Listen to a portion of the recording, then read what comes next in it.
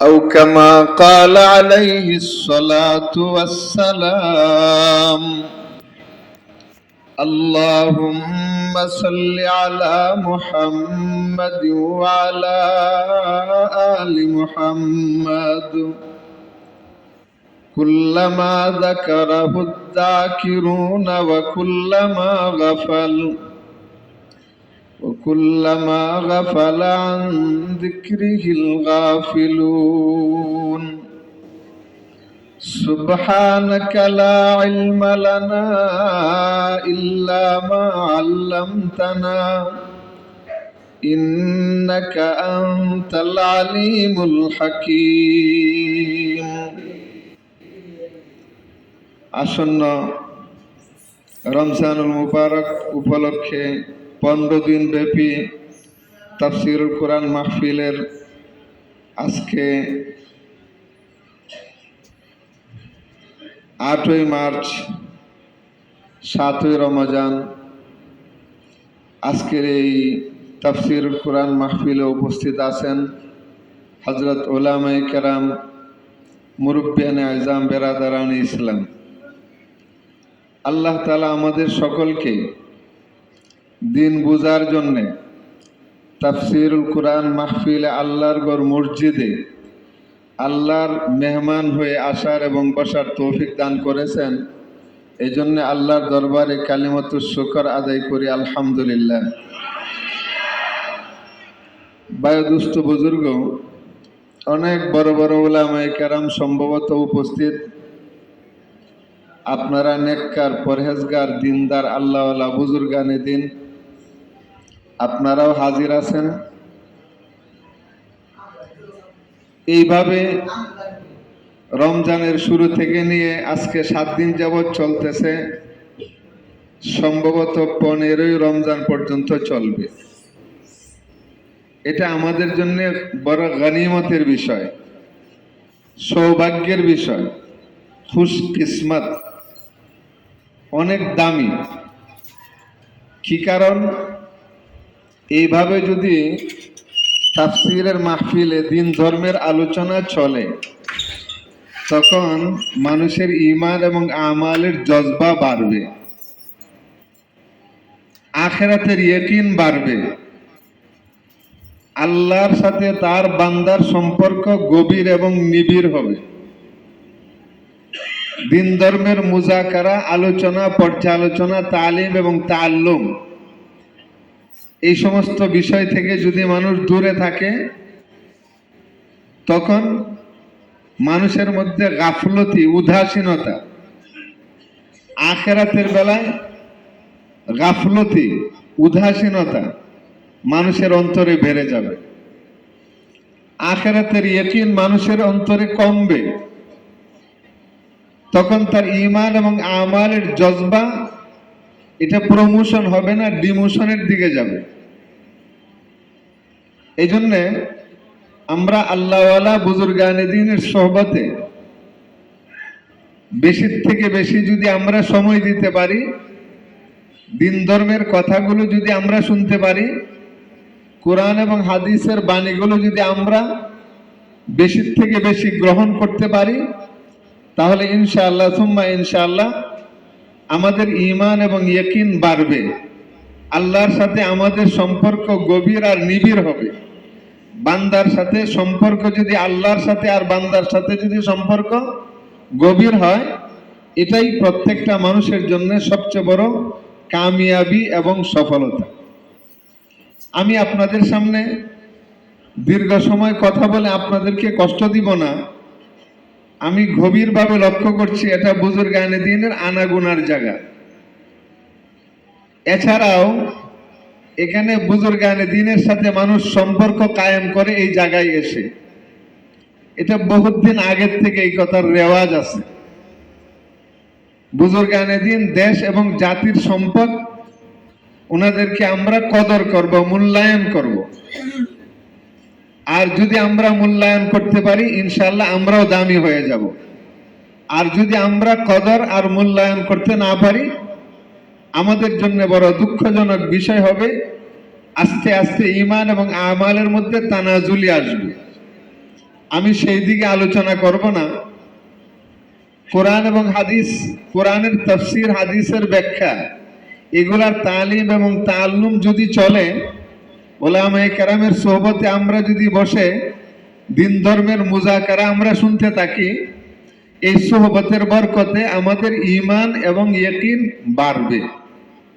এই কথাটা বুঝাবার জন্য আমি আপনাদের সামনে একখান হাদিস পেশ করি। আল্লাহ তাআলা আমাদের সবাইকে সহিহ বুঝ দান করুন, আমিন বলেন। হাদিস কোনটা? আমরা চট্টগ্রাম হাটহাজারী মাদ্রাসায় আমরা যখন লেখাপড়া করি, তৎকালীন সময় সম্ভবত আপনারা সকলেই এই মহান ব্যক্তিকে চিনার কথা। আশা করি মোহাব্বতের তাআল্লুক এবং সম্পর্কও ছিল।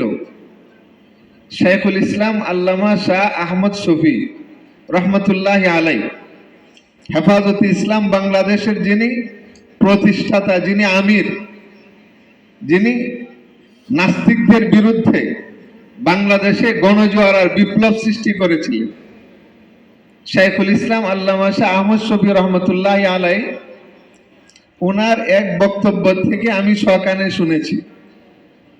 পাশাপাশি এই হাদিস ওনার ফুয়ুদাতে আহমদিয়া নামক কিতাবের মধ্যে তিনি উল্লেখ করেছেন। হাদিস কোনটা? নবী আলাইহিস সালাতু ওয়াস সালামের বরকতময় আদত ছিল, অভ্যাস ছিল। একটু ধ্যানের সাথে কথাগুলো শুনতে হবে। আমি ছোট মানুষ, কিন্তু হাদিস তো আমার না, হাদিস তো নবীর। মানুষ ছোট, কালাম তো আমার না, কালাম হইছে আল্লাহর।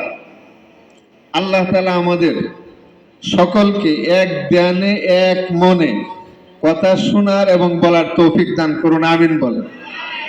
মেরে মুহতারাম ভাই, দুস্থ বুজুর্গ, নবী আলাইহিস সালাতু ওয়াস সালামের মুবারক আদত এবং অভ্যাস ছিল জামাতের সাথে নামাজ আদায় করতেন। জামাতের সাথে নামাজ আদায় করা ওয়াজিব। কেউ যদি 5 ওয়াক্ত নামাজ জামাতের সাথে আদায় না করে, এর মধ্যে কমতি আর কুতাহি থাকে, ইসলামী শরীয়তের পরিভাষায় ওই ব্যক্তিকে ফাসেক বলা হয়। ফাসেক বলা হয়, ফাসেক শব্দের সহজ ব্যাখ্যা আল খারিজু আন তাআতিল্লাহ, আল্লাহর ইবাদতের থেকে, আল্লাহর ইবাদত থেকে যে ব্যক্তি দূরে সরে যায় তাকে বলা হয় ফাসেক। অথবা এই ফাসেক শব্দটা যদি আমরা এইভাবে উপস্থাপন করি যে কবিরা গুনাহ যদি কেউ প্রকাশ্যে কবিরা গুনাহ করে, প্রকাশ্যে কেউ যদি কবিরা গুনাহ করে, ওই ব্যক্তিকে ইসলামী শরীয়তের পরিভাষায় ফাসেক বলা হয়। কবিরা গুনাহ কোনটা? সংক্ষেপে আমি আপনাদের খেদমতে কবিরা গুনাহ দুই একটা বলি। যেরকম কবিরা মানে বড়, সগীরা মানে ছোট, কাবিরা মানে কি? বড়, সাগীরা মানে কি? ছোট। কবিরা গুনাহ, সগীরা গুনাহ, বড় গুনাহ, ছোট গুনাহ। গুনাহ তো দুই ধরনেরই আছে। মেরে মুহতারাম ভাই, দুস্থ বুজুর্গ, ছোট গুনাহ আর বড় গুনাহ, যেমন এই ছাত্র বাবারা, তোমরা তাওয়াজ্জু দেও, তোমরা আল্লাহওয়ালা বুজুর্গ মানুষ। আল্লাহর ফেরেশতারা, রহমতের ফেরেশতারা তালিবুল ইলমদের পায়ের নিচে নূরের ডানা বিছায়া দেয়। এজন্য এরা দামি না কম দামি? এদের দাম আল্লাহর দরবারে কম না বেশি? বেশি। এজন্য এদেরকে কদর করবেন। মায়া, স্নেহ, মমতা যেন এদের বেলায় আমাদের থাকে। আমার সন্তান হোক বা অন্যের সন্তান হোক, এটা ভবিষ্যৎ প্রজন্মে দ্বীনের ঝান্ডা এরা ধারণ করবে এবং এদেরকে গড়ে তোলা দেশ এবং জাতির দায়িত্ব এবং কর্তব্য। সেই দিকে যাব না, কথা আমি বলবো না। স্পষ্ট কথা এতটুকুই বলি যে গোটা দুনিয়ার মধ্যে দিন দুনিয়াতে টিকবে যদি দুনিয়াতে এলেমের নূর থাকে, এলেম থাকে। এলেম দুনিয়াতে দিন, ধর্ম তথা ইসলাম টিকবে যদি উলুমে নবুয়ত, ইলমে ওহী, কোরআন এবং হাদিসের ইলম যদি দুনিয়াতে থাকে, দুনিয়াতে যদি ইলম থাকে, তাহলে ইসলাম দুনিয়াতে টিকে থাকবে। ইলমে নবুয়ত, কোরআনী ইলম, জ্ঞান, বিজ্ঞান, হাদিস এগুলা যদি দুনিয়াতে না থাকে, দুনিয়াতে ইসলাম টিকবে না। দুনিয়াতে যদি ইসলাম না টিকে, দুনিয়াও টিকবে না, ধ্বংস হয়ে যাবে। তাহলে দুনিয়াকে তার জায়গায় যদি আমরা অটল আর অবিচল রাখতে চাই, আসমান তার জায়গায় টিকে থাকবে, জমিন তার জায়গায় টিকে থাকবে, পাহাড় পর্বত সাগর মহাসাগর নদ নদী তার জায়গায় টিকবে, দুনিয়ার প্রত্যেকটা নিজাম তার স্বাভাবিক অবস্থায় টিকে থাকবে। এটা যদি আমরা চাই, তাহলে দুনিয়াতে ইলমের খেদমত করা প্রত্যেকটা মানুষের জন্য কম্পালসরি লাজেম। ইলম দুনিয়াতে টিকিয়ে রাখা, ইলম যদি আমরা টিকিয়ে রাখতে চাই, তাহলে তালিবুল ইলম দুনিয়াতে টিকিয়ে রাখতে হবে। তালিবুল ইলমকে দুনিয়াতে যদি আমরা জ্যান্ত রাখতে চাই, তাহলে এই ধরনের দ্বীনি মাদারেস প্রতিষ্ঠিত রাখতে হবে। কথা ঠিক না বেঠিক? দ্বীনি মাদ্রাসা সমূহ আমাদের দেশে প্রতিষ্ঠিত থাকা দরকার, আছে না নাই? জোরে বলেন, আছে না নাই? আছে। আমার আত্মা যেমন আমার দেহে ঠিক থাকলে আমি সচল, আমার দেহে আত্মা না থাকলে যেরকম ভাবে আমি মুর্দা লাশ, দুনিয়াতে ইলমে নবুয়ত, কোরআনী ইলম, উলুমে নবুয়ত, কোরআন হাদিস, ইলমি ফিকহ, দ্বীন ধর্ম দুনিয়াতে না থাকলে এই দুনিয়াটা সব মুর্দা হয়ে যাবে, জিন্দা আর থাকবে না, ধ্বংস হয়ে যাবে, অচল হয়ে যাবে। সংক্ষেপে একটা কথা শুধু বলি, আমার আপনার দুনিয়ার সব মানুষের, এই তোমরা রে কইতাছে আমার দিকে তাওয়াজ্জু দেওয়ার জন্য, যদি এই দিক সেদিক তোমরা কথা বলো, এটা আমাদের জন্য ডিস্টার্ব হয়। বয়স তো কম, ছোট মানুষ, এগুলা স্বাভাবিক হতেই পারে। তবে আমি সিগন্যাল দিতেছি, যেভাবে হেফজখানার হুজুরের সামনে ছাত্র যেভাবে একবারে ফেরেশতার মতন থাকো, এখানেও যেমনে ফেরেশতার মতন থাকো। আল্লাহ আমাদের সবাইকে কবুল করুন, আমিন বলুন। ভাইয়া দোস্ত বুজুর্গ, আমি যে কথা আপনাদের খেদমতে পেশ করতে চাই, বক্তব্য এটা আমার না, বড় বড় আকাবের ওলামায়ে কেরাম বুজুর্গানে দ্বীনের বক্তব্য। আর এটা বাস্তব, অবাস্তব কোনো বক্তব্য না। হাতের সাথে হাতের সম্পর্ক, হাতের সাথে মাথার সম্পর্ক, পায়ের সাথে শরীরের সম্পর্ক, শরীরের সাথে চোখের সম্পর্ক, চোখের সাথে কানের সম্পর্ক, মাথার সাথে পুরা দেহের সম্পর্ক। মানুষের এক অঙ্গের সাথে আরেকটা অঙ্গের সম্পর্ক আছে না নাই? কথা বলেন না, আছে না নাই?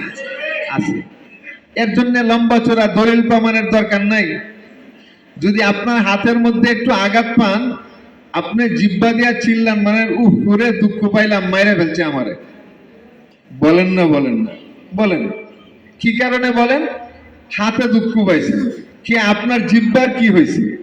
জিব্বায় চিল্লান মারে কেন? জিব্বার উপরে তো আঘাত করে নাই। তাহলে বোঝা গেল জিব্বার সাথে হাতের সাথে সম্পর্ক আছে। শরীরের এক অঙ্গের সাথে আরেক অঙ্গের সম্পর্ক গভীর আর নিবিড় আছে। নিবিড় কোন সময় থাকে? মানুষের 3.5 হাত বডি মাটির পিঞ্জিরার ভিতরে আত্মা নামক পাখি যদি থাকে, শরীরের এক অঙ্গের সাথে আরেক অঙ্গের সম্পর্ক থাকে। আর এই আত্মা নামক পাখি যদি না থাকে, তখন আমি তো মাটির দেহ মুর্দা লাশে পরিণত হয়ে যাব। আমি যেদিন মুর্দা লাশ হয়ে যাব, আমাকে কবর দেশে রাখার পরে দেখবেন আস্তে আস্তে শরীরের এক অঙ্গের থেকে আরেক অঙ্গের সম্পর্ক বিচ্ছিন্ন হয়ে যাইতেছে। হাতের সাথে পায়ের সম্পর্ক থাকবে না, পায়ের সাথে হাতের সম্পর্ক থাকবে না। সম্পর্ক ঠিক রাখার জন্য মূল শক্তি ছিল আত্মা। আত্মা না থাকার কারণে সব বিচ্ছিন্ন হয়ে যাইতেছে। আমার আগুন, পানি, মাটি, বাতাস, মানুষের 3.5 হাত বডি আল্লাহ সৃষ্টি করেছেন 4 উপাদানের দ্বারা: আগুন, পানি, মাটি, বাতাস। 3.5 হাত বডির ভিতরে যদি আত্মা নামক পাখি এটা থাকে, তারপরে আগুন, পানি, মাটি, বাতাস সব একসাথে থাকে। আর যদি আত্মা নামক পাখি এটা বিচ্ছিন্ন হয়ে যায়, উড়াল দিয়া চলে যায় আল্লাহর হুকুমে, আপনারা কি কথা বুঝতেছেন? আত্মা নামক পাখি যদি উড়াল দিয়ে চলে যায় আল্লাহর হুকুমে, তখন দেখবেন আপনার শরীরে যে আগুন আছে এটার দলিল কি শরীর গরম, কথা বল নাকি? মাটির অংশ আছে, বাতাসের অংশ আছে। আত্মা নামক পাখি যদি আমার মাটির পিঞ্জিরার থেকে বের হয়ে চলে যায়, আগুনের অংশ আগুনের সাথে মিশে যাবে, মাটির অংশ মাটির সাথে মিশে যাবে, পানির অংশ পানির সাথে মিশে যাবে, বাতাসের অংশ বাতাসের সাথে মিশে যাবে, আমার শরীরের অস্তিত্ব আর টিকবে না। এই কথা বুঝাবার পরে আপনাদের খেদমতে আমি যেই কথাটা উপস্থাপন করছি, আসমান জমিন চন্দ্র সূর্য গ্রহ নক্ষত্র দুনিয়ার প্রত্যেকটা জিনিস এই নিজাম যেটা সচল আছে, সূর্য উদয় হয় চন্দ্র সূর্য উদয় হয় আর অস্ত যায়, চন্দ্র উদয় হয় আর অস্ত যায়, এই আকাশ তার জায়গায় ঠিক আছে, জমিন তার জায়গায় ঠিক আছে, সাগর মহাসাগর নদ নদীতে পানি প্রবাহিত চলছে, নিচ থেকে ঝর্ণা প্রবাহিত হচ্ছে, এই পানি আল্লাহ পাক দান করেছেন, আমরা নিচ থেকে উত্তোলন করে আমাদের জীবনের চাহিদা আমরা পুরা করি। দান করেছেন কি? এবার সবকিছু দেনেওয়ালা মালিক একমাত্র কে? আলম নাজালিল আরদা মিহাদা আলম নাজালিল আরদা মিহাদা ওয়াল জিবালা আওতাদা ওয়া খালাকনাকুম আজওয়াজা وجعلنا نومكم سباتا وجعلنا الليل لباسا وجعلنا النهار معاشا وبنينا فوقكم سبعا شدادا وجعلنا سراجا وهاجا। আমি কি বলবো? আমি যে কথাটা আপনাদের খেদমতে পেশ করতে চাই সেই কথাটা হলো, আমার বডির প্রত্যেকটা অঙ্গের উপাদানগুলোকে একসাথে রাখার জন্য, নিজামকে সতেজ সঠিক রাখার জন্য আল্লাহ আত্মার ব্যবস্থা করেছেন 3.5 হাত বডির ভিতরে। গোটা দুনিয়ার প্রত্যেকটা নিজাম, আসমান তার জায়গায় টিকে থাকার জন্য, জমিন তার জায়গায় টিকে থাকার জন্য, চন্দ্র সূর্য আলো দেবার জন্য, উপর আকাশ থেকে বৃষ্টি বর্ষণের জন্য, জমিন তলদেশ থেকে পানি উত্তোলনের জন্য, প্রত্যেকটা নিজাম ঠিক থাকার জন্য আল্লাহ রব্বুল আলামিন এই দুনিয়াতেও আলাদা একটা আত্মার ব্যবস্থা করেছেন। সেই আত্মার নাম হলো আল্লাহর জিকির, সেই আত্মার নাম হলো কোরআনে কারীম, সেই আত্মার নাম হলো উলুমে নবুয়ত, সেই আত্মার নাম হলো ইসলাম। ইলম থাকবে না, ইসলাম থাকবে না, কোরআন থাকবে না, দুনিয়া ধ্বংস হয়ে যাবে অনিবার্য। কথা ঠিক না ঠিক? দুনিয়া ধ্বংস হয়ে যাবে। আমাদেরকে মানুষ বলে যে হুজুর আপনারা কি করেন? আপনারা তো হাসপাতাল করেন না, আপনারা তো ইঞ্জিনিয়ার জন্ম দিতে পারেন নাই, আপনারা তো ম্যাজিস্ট্রেট জন্ম দেন নাই, আপনারা তো এই দেশের মধ্যে উন্নয়নমূলক কর্মকাণ্ড প্রকৌশলী বিদ্যা আপনাদের নাই, আপনারা শুধু একমুখী শিক্ষা একটাই পারেন। প্রশ্নগুলা ঠিক আছে না? কথা কন নাকি? প্রশ্ন ঠিক বলে প্রশ্নগুলো যারা করতেছে তাদের দৃষ্টিকোণ থেকে প্রশ্ন সঠিক, যে আমরা মানুষকে আল্লাহর নাম শিখাই। কথা ঠিক না বেটি? মানুষকে লা ইলাহা ইল্লাল্লাহ মুহাম্মাদুর রাসূলুল্লাহ শিখাই, মানুষকে কালিমে শাহাদাত শিক্ষা দেই, মানুষকে কোরআন শরীফের তেলাওয়াত শিক্ষা দেই, মানুষকে দ্বীন ধর্মের শিক্ষা দেই, পাক পবিত্রতা শিক্ষা দেই, ইসলাম ধর্মের বিধানসমূহকে জাতির সামনে পেশ করি। এছাড়া তো দুনিয়া বিজ্ঞানের সাথে আমাদের তেমন কোনো সম্পর্ক নাই। কথা ঠিক না বেটি? আমাদের তেমন কোনো সম্পর্ক নাই। আসলে আমরা একমুখী আর তারা হচ্ছে বহুমুখী। আমাদের কাছে যে এলেম আছে এই এলেম তাদের কাছে নাই, আর তাদের কাছে যে এলেম আছে ওই এলেম আমাদের কাছে নাই। আর এইটাকে আমরা শুকরিয়া মনে করি। হযরত আলী রাদিয়াল্লাহু তাআলা আনহু তিনি বলছিলেন, রাজিনা কিসমাতাল জব্বার ফিনা, রাজিনা কিসমাতাল জব্বার ফিনা, লানা ইলমুন ওয়ালিল আদা'i মালু, ফা ইন্নাল মালা ইয়াফনি আন কারিবিন ওয়া ইন্নাল ইলমা বাকিন লা ইয়াজালু। হযরত আলী রাদিয়াল্লাহু তাআলা আনহু বলেন যে আল্লাহ যে আমাদের জন্য যে, আপনারা কি রাগ করতেছেন নাকি? মানে আমি কথাটা বুঝাবার জন্য চাইতেছি।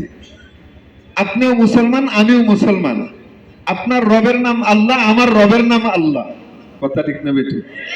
আপনার নবীর নাম মুহাম্মদুর রাসূলুল্লাহ, আমার নবীর নাম মুহাম্মদুর রাসূলুল্লাহ। কথা ঠিক না বেটি? আপনার ধর্মগ্রন্থ আল কোরআন, আমার ধর্মগ্রন্থ আল কোরআন। আপনি যে আল্লাহ বিশ্বাস করেন, আমিও সে আল্লাহ বিশ্বাস করি।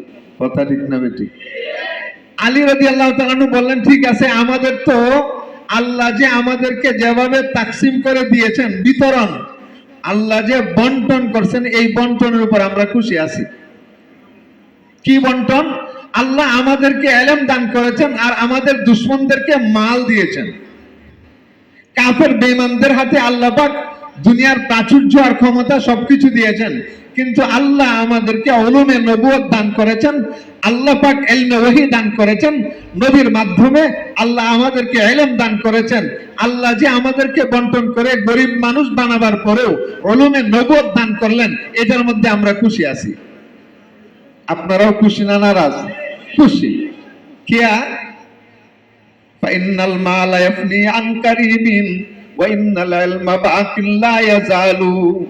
দুনিয়ার মাল ও দৌলত এর হাকিকত কি? ইয়া তুঝকো চুর দেগা ইয়া তো চুরেগা উসে। কি অর্থ? দুনিয়ার মাল ও দৌলতের বাস্তব তাৎপর্য হলো দুনিয়ার ব্যাংক ব্যালেন্স কোটি টাকা, হাজার কোটি টাকা, 10 তলা 20 তলা অট্টালিকা, দালান কোঠা, এই দুইটার তাৎপর্য কি? তাৎপর্য আর বাস্তবতা হলো দুই সূরতের এক সূরত। কয় সূরতের এক সূরত? দুই সূরতের এক সূরত। হয়তো এই মাল তোমাকে ছেড়ে চলে যাবে, তুমি পথের ভিখারি হবে। এমন মায়ের খাইবো যে দেখা যাইতেছে পথের ভিখারি। মাল সব গেছে, আগে যেমন ছিল এমনই হয়ে গেছে। এরকম মানুষ আগে ধনী ছিল, পরে গরিব হয়ে গেছে, এমন দুনিয়াতে নাই না আছে? বহুত। অথবা মাল তার জায়গায় ঠিক থাকবে, তোমার মালিকানায় মাল ছিল, মাল তার জায়গায় ঠিক থাকবে, আমার মাল তার জায়গায় ঠিক থাকবে। 10 তলা 20 তলা বিল্ডিং আমি যেখানে নির্মাণ করলাম সেখানেই থাকবে, কিন্তু মগর এই বিল্ডিং এ থাকার মতন সুযোগ আমার থাকবে না। এই বিল্ডিং আমি নির্মাণ করার মাত্র 1-2 বছর পরে মুর্দা লাশে পরিণত হয়ে যাব। আমাকে কবর দেশে আমানত রাখবে, এই অন্ধকার কবরে আমি বসবাস করব, আর আমার নির্মিত বিল্ডিং এ আমার পরবর্তী প্রজন্মের ওয়ারিসারা বসবাস করবে। আমার থাকার কোনো ভাগ্য হবে না। এর বিপরীত ইলম, এই কথাটা আমি আপনাদের খেদমতে পেশ করতে চাই। তালিবুল ইলম, উলামায়ে কেরাম মুযাকারা হিসাবে ইয়াকিন যেন জন্ম নেয়, এই জন্য কথাটা বলতেছি। কলবের মধ্যে যেন বিশ্বাস যেন বেশি থাকে। আল্লাহ যে ইলম আপনাকে দান করলেন, এই ইলমের গুরুত্ব এবং মহত্ব আর বড়ত্ব যেন আপনাদের অন্তরে থাকে। সাধারণ মুসলমান ভাইদের খেদমতে একটা কথা উপস্থাপন করছি, যে মাদ্রাসা আপনাদের অঞ্চলে আছে, যে মসজিদ আপনারা নির্মাণ করেছেন, যাহা আল্লাহ আপনাদেরকে দান করেছেন, এই মাদ্রাসা এই মসজিদের বরকতে হাজারো কোটি মানুষ, আপনারা সহ আরো হাজারো কোটি মানুষ আল্লাহর জান্নাতে ঢুকবে। আমি আপনাদের খেদমতে ইলম এটা স্থায়ী, কোনদিন ওই মানুষ থেকে বিচ্ছিন্ন হয় না। মাল এটা অস্থায়ী, দুই সূরতের এক সূরত। আচ্ছা বাবাজিরা, আপনারা কথা কি বুঝতেছেন? দুনিয়ার মাল ও দৌলত দুই সূরতের এক সূরত। হয়তো মানুষ মারা যায়, মাল ও দৌলত তার জায়গায় থেকে যায়, অথবা মানুষ জীবিত থাকে, মাল ও দৌলত তাকে ছেড়ে অন্যের হাতে চলে যায়। কথা ঠিক। এর বিপরীত ইলম, আপনি লা ইলাহা ইল্লাল্লাহ মুহাম্মাদুর রাসূলুল্লাহ শিখলেন, আপনি আলহামদুলিল্লাহ রাব্বিল আলামিন আর রহমানির রহিম মালিক ইয়াউমিদ্দিন ইয়াকা না'বুদু ওয়া ইয়াকা নাস্তাঈন ইহদিনাস সিরাতাল মুস্তাকিম সিরাতাল লাযীনা আন'আমতা আলাইহিম গায়রিল মাগদুবি আলাইহিম ওয়ালাদ-দাল্লিন। আপনি কোরআন শরীফের তেলাওয়াত শিখে ফেললেন, আপনি আপনার ছেলে হাফেজ বানায় ফেললেন, আপনি কমবেশ কোরআন শরীফের তেলাওয়াত শিখলেন। আপনি সাধারণ মানুষ, মাদ্রাসায় এত বেশি পড়েন নাই, কিন্তু যে কোনো উস্তাদের কাছ থেকে কোরআন শরীফের ইলম শিখলেন, ইসলাম ধর্মের জ্ঞান আর বিজ্ঞানগুলো শিখলেন, কালেমে শাহাদাত শিখলেন, ঈমানে মুজমাল শিখে ফেললেন। আপনারা বয়ান বুঝতেছেন? ইমানে মুফাসসাল শিখে ফেললেন। এই এলেম যাহা আপনি শিখলেন, সাধারণ মানুষ হতে পারেন, মাদ্রাসায় দাওরা হাদিস পর্যন্ত লেখাপড়া করছেন, হতে পারে আপনি একজন সাধারণ মানুষ মসজিদের হালকায় বসে উলামায়ে কেরামের নিকট থেকে দিন ধর্মের সবক এলেম হাসিল করলেন। এই এলেম এটা কেমন জিনিস? এলেম তো মানুষের পেটের ভিতরে ঢুকে না, মানুষের আত্মার সাথে মিশে যায়। এলেম আত্মার সাথে মিশে যায়। আমার বডির যে আত্মা আছে, এই আত্মা এটা মরে না। আপনার আত্মা এটা কিন্তু মরবে না, স্থানের পরিবর্তন হবে। রুহের জগৎ থেকে মায়ের গর্ভে আসলো আত্মা, মায়ের গর্ভ থেকে দুনিয়ার গর্ভে আসলো আত্মা, দুনিয়ার গর্ভ থেকে কবর দেশে আপনার দেহ যাবে। আত্মা দুই জায়গায় থেকে এক জায়গায় যাবে, হয়তো ইল্লিগিন, না হয় সিজ্জিনে যাবে। কথা ঠিক না বেঠিক? না, আমি কতদূর যাইতে পারি আমি জানি না। ধৈর্য সহকারে একটু মেহরবানি করে বসবেন, কথাগুলো বোঝার চেষ্টা করুন। আপনার এলেম, এই যে আলহামদু শরীফ, এটা এলেম আল্লাহর দান। কথা ঠিক না বেঠিক? আমরা কি আলহামদু শরীফ তেলাওয়াত করতে জানতাম? আল্লাহ তার নবীর মাধ্যমে আমাদেরকে শিখাইয়া দিয়েছেন, ওলামায়ে কেরাম আমাদেরকে শিখাইয়া দিয়েছেন, আমাদের মা বাবাগণ শিশুকাল থেকে আমাদেরকে এই কথা শিক্ষা দিয়েছেন। আলহামদুলিল্লাহ, আল্লাহ আমাদের সকলের মা বাবাগণকে যারা দুনিয়ার থেকে চলে গেছেন তাদেরকে জান্নাতের উচ্চ মাকামে জায়গার ব্যবস্থা করে দেন, আমিন বলেন। যে কথা আমি বলছিলাম, আপনি আলহামদু শরীফ শিখলেন, এটা কিন্তু আপনার আত্মার সাথে মিশে গেল। এই আত্মাটা যখন ইল্লিগিনে চলে যাবে, এলেম আত্মার সাথেই চলে যাবে। এখন আপনি যে কোরআন শরীফের তেলাওয়াত শিখলেন, এই তেলাওয়াত আপনাকে কবরে সাহায্য করবে, ময়দানে মাহশরেও সাহায্য করবে, মালিকের জান্নাত পর্যন্ত পৌঁছায়া জান্নাতের উচ্চ মাকাম পর্যন্ত আপনাকে পৌঁছায় দেবে। এখন এক একটা কথা যদি বলি সময় লাগবে, সংক্ষেপে শুধু এতটুকু বলি, আপনার সন্তান যেই কোরআন শরীফের তেলাওয়াত শিখলো, এই তেলাওয়াত শিখার পরে এই সন্তান যদি মারা যায়, মারা যাবার পরে এই সন্তান যখন মারা যাবে, এই যে আজকে একজন মানুষ মারা গেলেন, আমরা সবাই দুনিয়াতে থাকবো না মারা যাব? সবাই মারা যেতে হবে, মৃত্যুবরণ করতে হবে। আমাদেরও মরণ হবে, আপনাদেরও মরণ হবে। আমরা যেদিন মারা যাব, আমাদেরকে কবর দেশে রাখবে। এই কবর দেশে আযাবের ফেরেশতারা আসবে, মানুষকে শাস্তি করার জন্য, আযাব দেওয়ার জন্য কবর দেশে আযাবের ফেরেশতা আসবে। এই জায়গায় লাভ কি হবে? আযাবের ফেরেশতারা যখন আযাব দেওয়ার জন্য আসবে, যেই কোরআন শরীফ দুনিয়াতে আপনি তেলাওয়াত করছিলেন, এই কোরআন শরীফ আপনার মাথার পার্শ্বে দিয়া দেহরক্ষী হয়ে দাঁড়ায় যাবে। আযাবের ফেরেশতারা মাথার দিক থেকে আক্রমণ করার জন্য, সাইজ করার জন্য আসবে। আল্লাহর কালাম মাথার পার্শ্বে দেহরক্ষী হিসাবে দাঁড়িয়ে যাবে আর বলবে, সাবধান, আযাবের ফেরেশতা, ওই দিক থেকে আল্লাহর এই বান্দাকে শাস্তি দেওয়া যাবে না, ওই দিক থেকে শাস্তি দেওয়া যাবে না। আল্লাহর কালামের তেলাওয়াত পবিত্র মাহে রমজানে আজকে আমরা তেলাওয়াত করি, শাহরু রমাদানাল্লাযী উনজিলা ফীহিল কুরআন হুদাল লিন-নাসি ওয়া বায়্যিনাতিম মিনাল হুদা ওয়াল ফুরকান। লম্বা চড়া আয়াত। এই মাহে রমজানের সাথে, কোরআন শরীফের সাথে গভীর আর নিবিড় সম্পর্ক। রমজান মাসে আল্লাহ কোরআন নাজিল করছেন, এই জন্য আমরাও রমজান মাসে কোরআন শরীফের তেলাওয়াত নিজেরাও করি, হাফেজ ছেলেরা তেলাওয়াত করে, আমরা তেলাওয়াত শুনি। কথা ঠিক না ঠিক? হাফেজ ছেলেরা তেলাওয়াত করে, আমরা তেলাওয়াত শুনি, শেষ রাত্রে তেলাওয়াত করি, ফজরের নামাজের পরে তেলাওয়াত করি, আল্লাহর মহাব্বতে আল্লাহর কালামের তেলাওয়াত করি। এতে কি লাভ হবে? আখিরাতে এই কোরআন তার বান্দাকে, আল্লাহর বান্দাকে সুপারিশ করে। কোরআন এবং রোজা, এই দুইটা জিনিস মানুষের পক্ষে সুপারিশ করবে আল্লাহর দরবারে।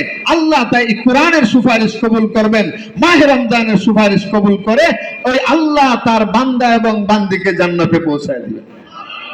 হাদিসের মধ্যে আছে, আস-সাওমু ওয়াল কুরআন ইয়াশফাআনি লিল-আবদ, রোজা এবং কোরআন বান্দার সপক্ষে সুপারিশ করবে। রোজাও সুপারিশ করবে, কোরআনও সুপারিশ করবে। এই জন্য খতমে তারাবির মধ্যে আমরা যে কোরআন শরীফের তেলাওয়াত শুনবো, খুব ধ্যানের সাথে, আজমতের সাথে আমরা তেলাওয়াত শুনতে থাকবো। রাত্রের গভীর অন্ধকারে তেলাওয়াত করব, আল্লাহর মহাব্বত নিয়ে আল্লাহর দিকে মুতাওয়াজ্জা হয়ে আমরা তেলাওয়াত করতে থাকবো। আখিরাতের নাজাতের জন্য আমার এই তেলাওয়াতই যথেষ্ট হতে পারে। ভাই দুস্থ বুজুর্গ, যে কথাটা আমি আপনাদের খেদমতে বলতে চাচ্ছিলাম, বান্দা আমাকে যখন কবর দেশে দিবে, কোরআন তিলাওয়াত করনে ওয়ালা নারী হোক আর পুরুষ হোক, মাদ্রাসার ছেলে হোক আর সাধারণ মানুষ হোক, ওই তিলাওয়াত করনে ওয়ালা মানুষ যখন কবর দেশে তাকে শুয়ায় দেওয়া হবে, মাথার দিক থেকে আযাবের ফেরেশতা আক্রমণ করার জন্য আসবে। কোরআন শরীফ ওই দিক থেকে দাঁড়িয়ে যাবে আর বলবে, আযাবের ফেরেশতা সাবধান, এই দিক থেকে আক্রমণ করার সুযোগ নাই, ডান দিক থেকে আক্রমণ করার জন্য যাবে। তখন নামাজ ওই বান্দার পক্ষে দাঁড়িয়ে যাবে, নামাজ বলবে সাবধান, ডান দিক থেকে আক্রমণ করার সুযোগ নাই, বাম দিক থেকে আক্রমণ করার জন্য যাবে। রোজা দাঁড়িয়ে যাবে, মাহে রমজানের 1 মাসের রোজা তার সপক্ষে দাঁড়িয়ে যাবে আর বলবে সাবধান, এই দিক থেকে আক্রমণ করার কোনো সুযোগ নাই, পায়ের দিক থেকে আক্রমণ করার জন্য যাবে। মাহে রমজানে যাকাত দিয়েছে, সদকা দিয়েছে, মসজিদে দান করেছে, মাদ্রাসায় দান করেছে, গরিব দুঃখী অসহায় মানুষকে দান করেছে, নফল সদকাই বলেন, ফরজ সদকাই বলেন, আযাবের ফেরেশতারা যখন পায়ের দিক থেকে আক্রমণ করার জন্য যাবে, ওই বান্দার সাদকা, যাকাত, ফিতরা ওই দিক থেকে দাঁড়িয়ে যাবে দেহরক্ষী হিসাবে, বলবে ওই দিক থেকে আক্রমণ করা যাবে না। মাথার দিক থেকে পারলেন না, ব্যর্থ হয়ে ডান দিকে গেলেন, নামাজের কারণে পারলেন না, ব্যর্থ হয়ে বাম দিকে গেলেন, রোজার কারণে পারলেন না, ব্যর্থ হয়ে এদিকে আসলেন। স্পষ্ট আমি সাদকা, আমি যাকাত, আমরা পরিষ্কার বলছি, আল্লাহর বান্দাকে ওই দিক থেকে আক্রমণ করা যাবে না। আল্লাহর বান্দা কবরে নতুন জামায় যেভাবে আরামে ঘুম যায়, ওই মুসলমান কবরে এইভাবে আরামে ঘুম যাবে। ও মুসলমান, মান আমিলা সালিহাম মিন যাকারিন আও উনসা ওয়া হুয়া মুমিনুন ফালানুহইয়ান্নাহু হায়াতান তাইয়্যিবা।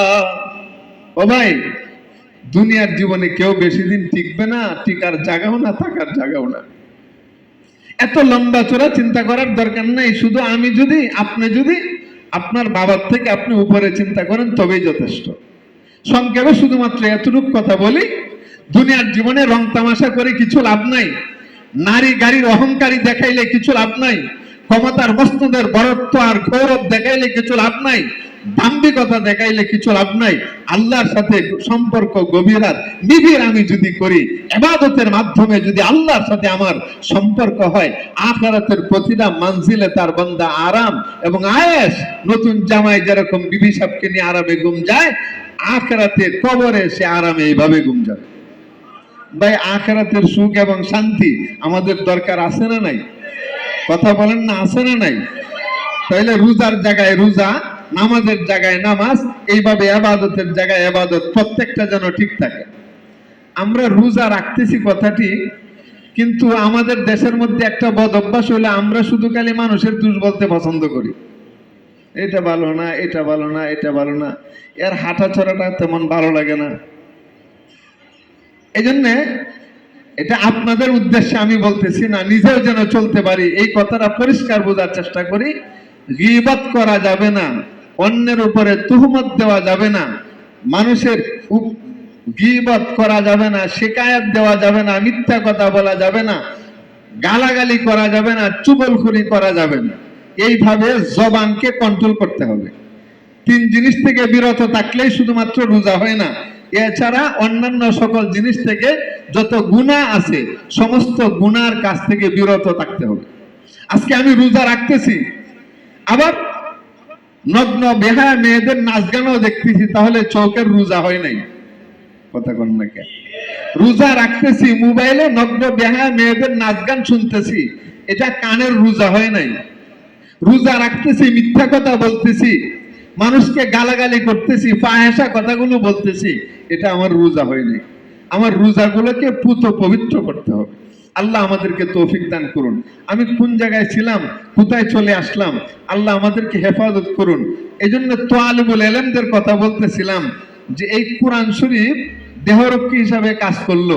এই কোরআন শরীফ যে সে তেলাওয়াত করলো, এই কোরআন তো সে ভুলে নাই, ময়দানে মাহশরেও বলে নাই জান্নাতের মধ্যে যাওয়ার পরেও আল্লাহ কবেন যে মিয়া তুমি পড়তে থাকো আর জান্নাতের উপরের সিঁড়িতে আরোহণ করতে থাকো, উপরের মানজিলে তুমি যাইতে থাকো। আচ্ছা, সে মুখস্থ থাকলে না পড়তে পারবে, ভুলে গেলে কি পারবে? এটা আত্মার সাথে মিশে যাবে। এজন্য কোরআন কিন্তু বিচ্ছিন্ন হয় নাই। দুনিয়ার মাল ও দৌলত আপনি মরলে কোটি টাকার ব্যাংক ব্যালেন্স কি আপনি পাবেন? কথা কোন নাকি? আপনি মৃত্যুর পরে ময়দানে মাসরে আপনি যে ঢাকা নবাবগঞ্জ বা ঢাকা গুলশান বনানী 10 তলা 20 তলা যে বিল্ডিং, মৃত্যুর পরে একটা বিল্ডিং খুঁজে কি পাবেন? একটা ইট। 1000 কোটি টাকার ব্যাংক ব্যালেন্স যারা চুরি ডাকাতি কইরা রাষ্ট্রীয় টাকাগুলো নিয়ে আপনার ব্যাংক ব্যালেন্স ভরে ফেলছে, বিদেশের ব্যাংক বুঝাই করে ফেলছে, এই মানুষগুলা যদি মরে, মতের পরে এই ব্যাংক ব্যালেন্সের 1 টাকা সে খুঁজে পাবে? পাবে না। এটা পাওয়া যাবে না। মগর যে এলেম আপনি শিখলেন, এই এলেম মতের সময় আপনাকে সাহায্য করবে, ওই আলেম আপনার কবরে আপনাকে সাহায্য করবে, ওই আলেম ময়দানে মাহশরে সাহায্য করবে, ওই আলেম জান্নাত পর্যন্ত পৌঁছায় শেষ করবে না, জান্নাতের উচ্চ মর্যাদা পর্যন্ত পৌঁছায় তারপরে ক্ষান্ত হবে। এজন্য আমরা কি এলেম শিখাইতে রাজি আছি? আমরা আমাদের সন্তানগুলোকে কি মাদ্রাসায় দিব তো? ইনশাল্লাহ দিব তো। আবার নিজের সন্তানদেরকে মাদ্রাসায় দিলাম, চেষ্টা করার পরে ব্যর্থ হলাম, কিন্তু অন্যান্য মানুষের সন্তানগুলো যেগুলো পড়তেছে এদের খেদমত করব, ইনশাল্লাহ আমার বংশের মধ্যে আলেম পয়দা হবে। তালিবুল ইলমের খেদমত করলে পরে নিজের বংশের মধ্যে আলেম পয়দা হয় তো বুঝেন, জন্ম হয়। ভাই দুস্থ বুজুর্গ, আমি সেই দিকে যাব না। যেই কথা বলতেছিলাম, দ্বীনের মুযাকারা করলে পরে ঈমান এবং আমালের মধ্যে তরক্কি হয়।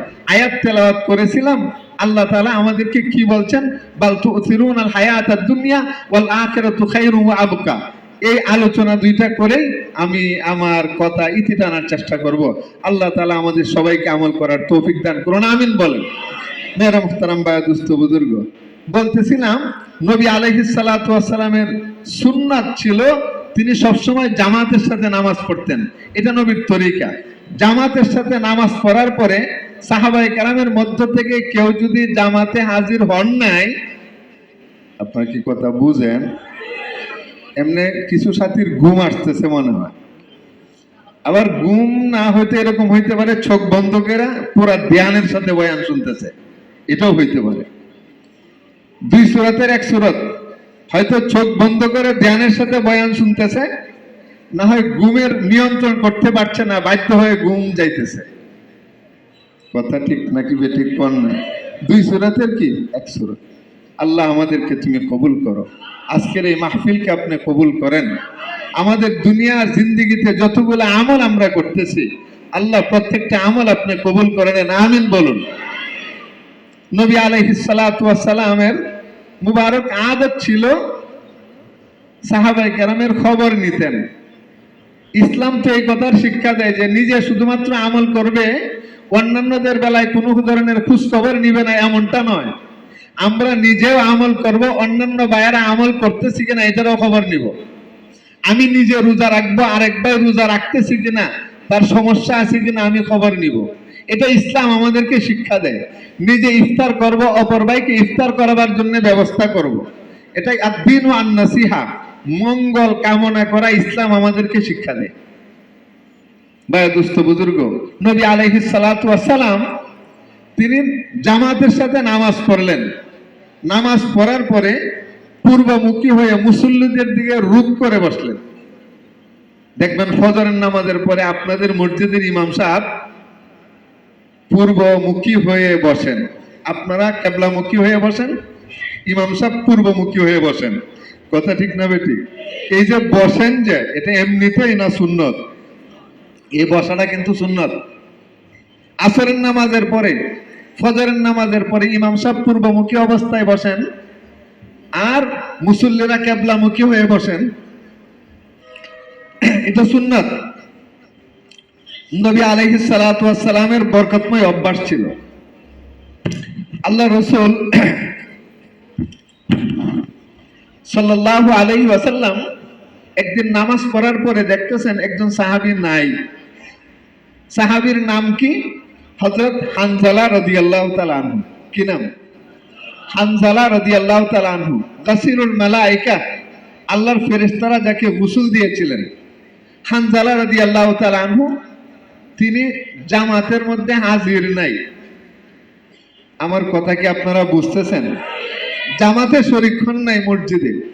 আমাদের মধ্যে কিছু অলস মুসল্লি আছি না, যে ফজরের নামাজের সময় তাড়াতাড়ি 4 রাকাত নামাজ ঘরে পড়ে শুয়ে গেলে 20 মিনিট সেভ হবে, ঘুমটা আরাম হবে। মসজিদে গেলে 20 মিনিট লস হবে। আছে না নাই? কাজটা কি ঠিক করলাম না বেঠিক করলাম? সুন্নতের খেলাফ কাজ করলাম। আর এই অভ্যাস যদি আমার মধ্যে থাকে, এটা কবিরা গুনাহ। হ্যাঁ রে, আপনারা তো আবার রাগ করেন না। আমি বয়ানের তালে বয়ান পারি না, বয়ানের তালে বয়ান পারি না, বয়ানের তালও আমি জানি না। তবে একটা কথা শুধু এতটুকু বলছিলাম যে কথাটা, সগীরা গুনাহ কবিরা গুনাহ, ছোট গুনাহ বড় গুনাহ। মিথ্যা কথা বলা এটা ছোট গুনাহ না বড় গুনাহ? কথা কন না কে? সুদ খাওয়া ছোট গুনাহ, মানে বেশি টাকা সুদ খাইলে কবিরা গুনাহ, কম টাকা সুদ খাইলে সগীরা গুনাহ, তা সবই সমান। সুদ খাওয়া এটা বড় গুনাহ না ছোট গুনাহ? ঘুষ খাওয়া বড় গুনাহ না ছোট গুনাহ? মানুষের উপরে তুহমত দেওয়া বড় গুনাহ না ছোট গুনাহ? বেপরদায় নারী পুরুষ চলা সগীরা গুনাহ না কবিরা গুনাহ? জিনার কাজ করা সগীরা না কবিরা? দাড়ি কাটা সগীরা গুনাহ না কবিরা গুনাহ? কবিরা গুনাহ। এইভাবে প্রকাশ্যে কবিরা গুনাহ যদি আমি করি, এটা আমি হইলাম ফাসেক। প্রকাশ্যে কেউ যদি কবিরা গুনাহ করে, সে ফাসেক। আর হঠাৎ যদি বড় গুনাহ হয়ে যায়, হঠাৎ সঙ্গে সঙ্গে তওবা করে ফেলে, তওবা করার পরে ফাসেক আর ফাসেক থাকে না। উলামায়ে কেরাম আছেন, একটা লোক সারা জিন্দেগি গুনার কাজ করছে, সে তওবা করে ফেলছে, ওই লোক আর ফাসেক থাকে নাই, আদেল হয়ে গেছে। আল্লাহর দরবারে সে মকবুল হয়ে গেছে। আল্লাহ তার গুনাহগুলো মাফ করে রহমতের কুলে উঠায় নিয়ে গেছে। কিন্তু আমাদের অভ্যাস হলো, কোনো মানুষ যদি একবার কোনো একটা অপরাধ করে থাকে, হাজার হাজার বার তওবা করার পরেও এই লোকটা বৃদ্ধ হয়ে গেছে, 50 বছরের পরেও কই যে বেটা তোরে কি চিনি না নি? ওই যে কথা কন না, তোরে চিনি না? এই দিক দিয়ে আল্লাহ তার বান্দারে তওবার কারণে মাফ করে দিয়েছে, আর আমি কই তোরে চিনি না। কথাটা আমি বুঝাইতে পারি না। মনে করেন একটা লোক হঠাৎ কোনো প্রতারণায় পড়ে অপরাধ করে ফেলছে, অপরাধ করার পরে তওবা করতেছে, বারবার রুনাজারি আর কান্নাকাটি করতেছে। জীবনের শেষ বয়সে, বৃদ্ধ বয়সে আপনার সাথে একটু ঝগড়া লাগছে, পরে আপনি বলেন এই তোরে চিনি না আমি? তুই যে অমুকের বাড়িতে গরু চুরি করছিলে আমি জানি না? ওহন না হজ করে তুই হাজি সাহেব। এই যে একটা কথা আমি বললাম, এটা আমি কথাটা ভালো বলি নাই, গুনার কাজ করলাম। সে তওবা করে ভালো হয়ে গেছে, বান্দার কাছে তার হক পৌঁছায় দিছে। 30 বছরের আগের ঘটনা দেয়া তাকে আমি লজ্জা দিতেছি, তওবা করার কারণে আল্লাহ মাফ করে দিলেন, আর আমি তাকে এইভাবে আঘাত করলাম, আমি গুনাহগার হয়ে গেলাম। কথা ঠিক না বেঠিক? যাই হোক, সগীরা গুনাহ আর কবিরা গুনাহ। মেরে মুহতারাম ভাই, দুস্থ বুজুর্গ, আমি যেই কথাটা আপনাদের খেদমতে বলতেছিলাম, হযরত হানজালা রাদিয়াল্লাহু তাআলা আনহু উনি জামাতে হাজির হন নাই, মসজিদে হাজির হন নাই, জামাতের সাথে নামাজ পড়েন নাই। নবী আলাইহিস সালাতু ওয়াস সালাম খবর নিলেন, পূর্বমুখী হয়ে বসলেন। হানজালা রাদিয়াল্লাহু তাআলা আনহু মসজিদে নাই। নবী আলাইহিস সালাতু ওয়াস সালাম জিজ্ঞাসা করলেন, কি ব্যাপার, হানজালা কোথায়? হযরত আবু বকর রাদিয়াল্লাহু তাআলা আনহু তিনি বললেন, ইয়া রাসূলুল্লাহ, আমি সংবাদ নেওয়ার জন্য যাইতেছি। আবু বকর সিদ্দিক রাদিয়াল্লাহু তাআলা আনহু হানজালা রাদিয়াল্লাহু তাআলা আনহুর বাড়িতে গেলেন। যাওয়ার পরে বাহির থেকে আওয়াজ দিলেন যে ভাই হানজালা, আপনি বাড়িতে আছেন কিনা বলেন না। ভিতর থেকে কোনো আওয়াজ নাই, মস্তুরাতের আওয়াজ। মহিলারা বলতেছে, হানজালা রাদিয়াল্লাহু তাআলা আনহুর বিবি সাহেব বলতেছে, হ্যাঁ, আমার জীবন সঙ্গী, আমার জীবনের সাথী তিনি বাড়িতে আসেন, কিন্তু মগর নির্জন একটা কামরার মধ্যে বসে মাথা নিচু করে শুধু কান্নাকাটি করে। আমাদের সাথে কথা বলেন না, আমাদের সাথে কোনো কথা বলেন না, শুধু মাথা নিচু করে চোখের পানি ঝরঝর করে ছাড়েন আর কাঁদেন। আমরা জিজ্ঞেস করলে তিনি কিছু বলেন না। আবু বকর রাদিয়াল্লাহু তাআলা আনহু বললেন যে আমাকে একটু বাড়িতে প্রবেশ করার পারমিশন দেন, আমি আপনার ঘরে ঢুকবো, ভাই হানজালার সাথে আমি দুইটা কথা বলবো, ভাই হানজালার সাথে আমি দুইটা কথা বলবো। বিবি সাহেব বললেন ঠিক আছে, রুট ক্লিয়ার, আসতে পারেন, রাস্তা আপনার জন্য সুবিধা করে দেওয়া হয়েছে। মস্তরাতেরা সরে গেলেন হানজালা রাদিয়াল্লাহু তাআলা আনহুর সাথে দেখা করার জন্য। নবী আলাইহিস সালাতু ওয়াস সালামের সাথে যার ব্যাপক উলফত আর মহাব্বত, সর্বসময় নবীর সাথী যিনি ছিলেন খলিফাতুল মুসলিমিন হযরত আবু বকর রাদিয়াল্লাহু তাআলা আনহু, তিনি ঢুকলেন। ঢুকার পরে যা দেখলেন ঠিকই হানজালা রাদিয়াল্লাহু তাআলা আনহু মাথা নিচু করে চোখের পানি জর্জর করে ছাড়েন আর কাঁদেন। হযরত আবু বকর রাদিয়াল্লাহু তাআলা আনহু জিজ্ঞাসা করলেন, কি ভাই, আপনি আল্লাহর নবী সাল্লাল্লাহু আলাইহি ওয়াসাল্লাম আপনার বেলায় জিজ্ঞাসা করেছেন আপনি যে মসজিদে যান না, কি কারণ? আজকে কয়েকদিন যাবত আপনি জামাতের মধ্যে হাজির হন না, কি কারণ? হযরত হানজালা রাদিয়াল্লাহু তাআলা আনহু চোখের পানি ছেড়ে হাউমাউ করে খেতে দিলেন আর বলতেছেন যে ভাই নাফাকা হানজালাতু, হানজালা মুনাফিক হয়ে গেছে। নাফাকা হানজালাতু, ও ভাই আবু বকর, হানজালা মুনাফিক হয়ে গেছে। আবু বকর রাদিয়াল্লাহু তাআলা আনহু তিনি বললেন, ও ভাই আপনি কিভাবে মুনাফিক হয়ে গেলেন? আপনি তো আল্লাহর নবীর সাহাবী, আপনি মুনাফিক হলেন কিভাবে? হানজালা রাদিয়াল্লাহু তাআলা আনহু বললেন, ভাই আমি যখন নবী আলাইহিস সালাতু ওয়াস সালামের দরবারে থাকি, জান্নাতের ইয়াকিন আমার অন্তরে মজবুত থাকে, জাহান্নামের ইয়াকিন থাকে, পরকালের বিশ্বাস অন্তরে থাকে। নবীর দরবার ছেড়ে চলে আসার পরে দুনিয়াবি কাজ কর্মে যখন আমি লিপ্ত হয়ে যাই, তখন আমি আখিরাতকে ভুলে যাই। নবীর দরবারে ঈমান ইয়াকিনের যে অবস্থা, নবীর দরবার ছেড়ে বাড়িতে আসলে ঈমান ইয়াকিনের অবস্থা দুর্বল হয়ে যায়। এই কলবের দুই অবস্থা, এটাই তো মুনাফিকের আলামত। আপনারা কি বয়ান বুঝতেছেন? কলবের দুই অবস্থা, এটাই তো মুনাফিকের আলামত। নবীর দরবারে থাকলে পরে জান্নাতের ইয়াকিন মজবুত থাকে, জাহান্নামের ভয় থাকে, আখিরাতের ইয়াকিন থাকে, পরকালের বিশ্বাস থাকে। বাড়িতে চলে আসলে পরে জান্নাতের কথা আমি ভুলে যাই, জাহান্নামের কথা ভুলে যাই। দিন ধর্মকে, দিন ধর্মের কাজ থেকে কিছুটা গাফলতি আসে, বউ বাচ্চা নিয়ে, সন্তান পরিবার পরিজন নিয়ে আমি ব্যস্ত হয়ে যাই, আখিরাতের ইয়াকিনের মধ্যে কিছু দুর্বলতা আসে। এটাই তো আমার অবস্থা। নবীর দরবারে থাকলে দিলের এক অবস্থা, নবীর দরবার ছেড়ে চলে আসলে পরে দিলের আরেক অবস্থা। এটাই তো মুনাফিকের আলামত। আবু বকর রাদিয়াল্লাহু তাআলা আনহু তিনি চিন্তা করলেন, আমারও তো একই অবস্থা। কথা কি বুঝেন? আজকে আমরা সব যাইতাছে গা, আমলের মধ্যে কমতি আইসা গেছে, তারপরে চিন্তা করি না আমার বাতিজা তো একটা হাবেশ সাহেব, ইনশাল্লাহ এটার উসিলায় জান্নাতে যাব। আমলের নামে খবর নাই, ভরসার মধ্যে এক নাম্বার। কথা কোন নাই, আমলের নামে খবর নাই, ভরসার মধ্যে এক নাম্বার। এই সর্বনাশ। উলামায়ে কেরামের সাথে মহব্বত রাখলে জান্নাতি।